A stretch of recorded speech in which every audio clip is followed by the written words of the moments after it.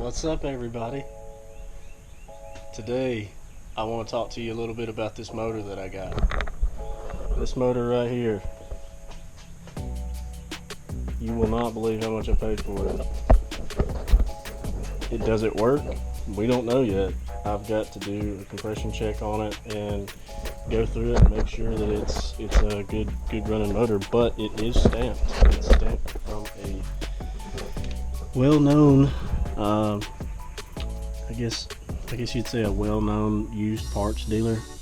Right here, it's a LKQ parts distributor, so they usually warranty their parts that they get rid of on their engines and stuff. I'm going to try to look up this parts number or call them and see if I can actually get the mileage, because I'm not sure on what the mileage is of this motor right now.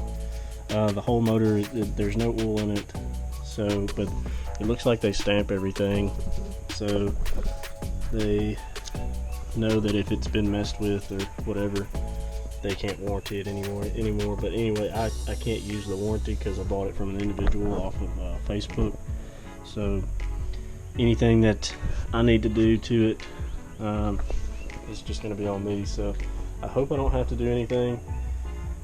I hope the compression check comes back good. I've got to get the other motor out and get it taken care of, and mount the transmission up to it so I can put the starter on it and then do a compression check before I put it in the car.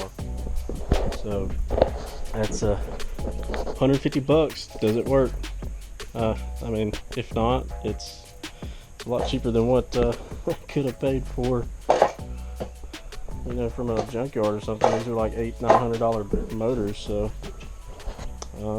came out pretty well with that. So yeah, hope it comes out good.